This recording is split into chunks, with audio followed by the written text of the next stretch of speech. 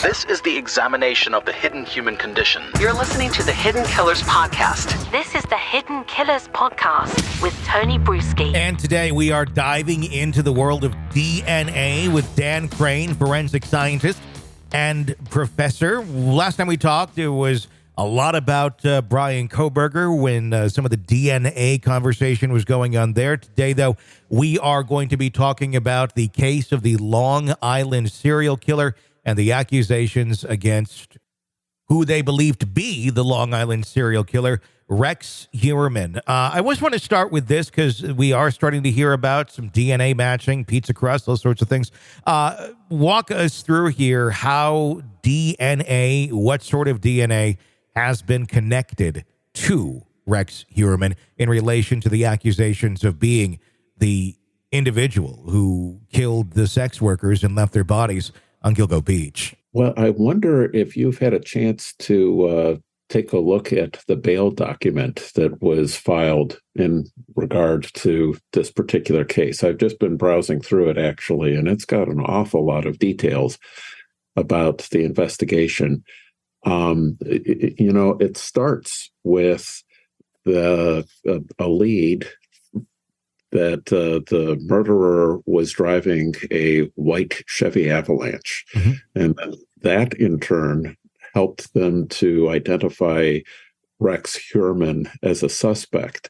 And they started then to surveil his home.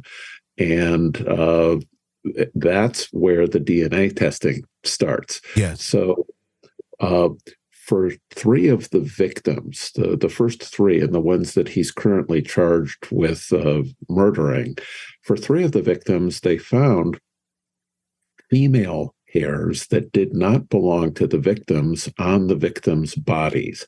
One of those hairs was associated with a belt buckle that had been used to bind the victim. And the other two victims had duct tape on them, and there were human female hairs that weren't the victims on that duct tape. Mm-hmm.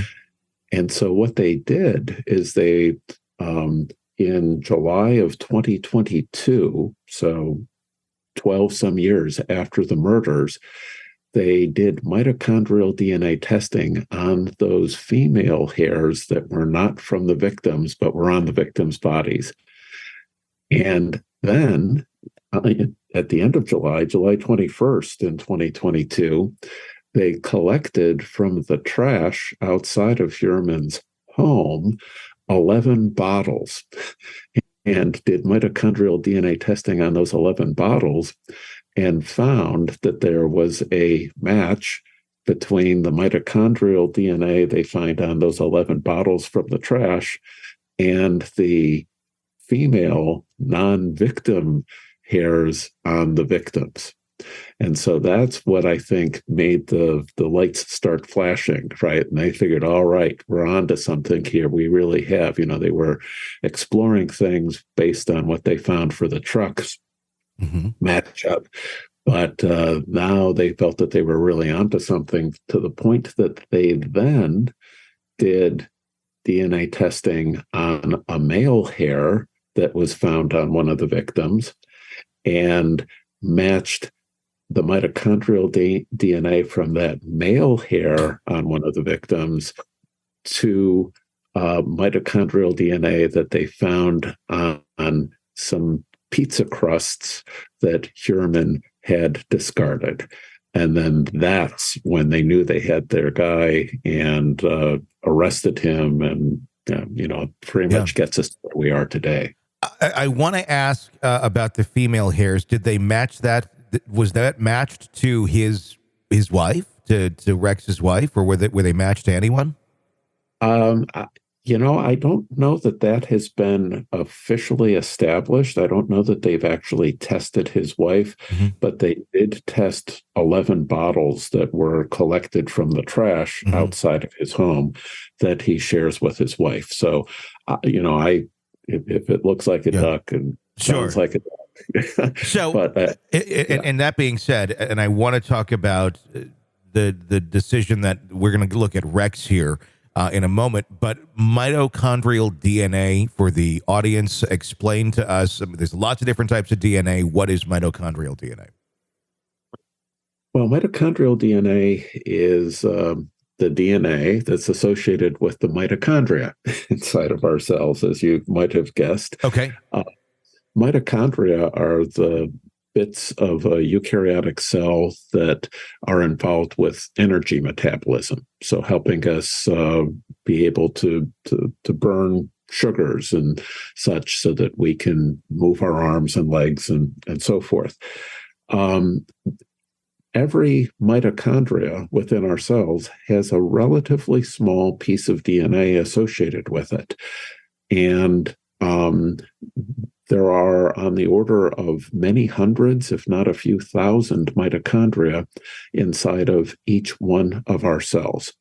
And so as a result of that, for a low-level sample, or a sample that's been through a lot, a fire or something, a building collapse, since there's so many more copies of the mitochondrial DNA inside of each cell than there is of the nuclear DNA, it's often possible to get DNA test information off of the mitochondria when you wouldn't have been able to get it off of the nuclear DNA. The drawback, and the reason that labs don't just go to the mitochondrial DNA right out of the gate, is that the mitochondria are inherited exclusively maternally, for all intents and purposes. There are some interesting exceptions.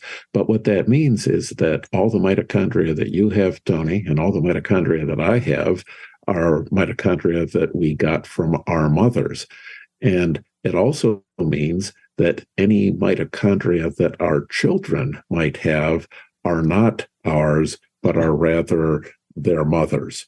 And that, in turn, causes them to not be as discriminating, because pretty much everybody who's got a mitochondria, who's got a maternal relative, is going to have the same mitochondrial DNA. So the statistics that you attach are much less impressive than the statistics you get for the nuclear DNA tests, where the numbers, the weight of the evidence is usually described in the quintillions or the quadrillions, such. For mitochondrial test results, the statistics are usually more in terms of thousands or maybe tens of thousands.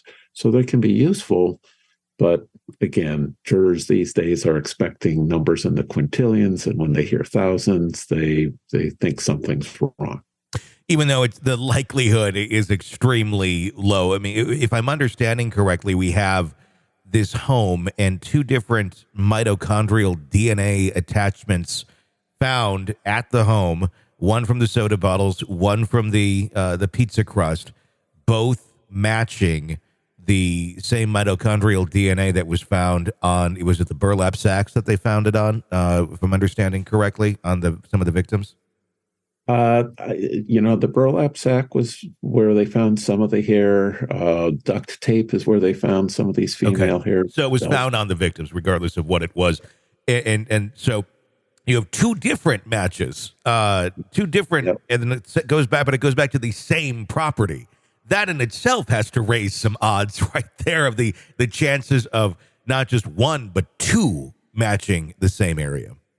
Right. If you were to apply Bayes' theorem to this, if these two things are independent of each other, and there's reason to argue that they are, you could multiply those numbers times each other. So if there was a 1 in 1,000 chance for one and a 1 in 1,000 chance for the other, the chance of finding both of those at the same time is 1 in a million.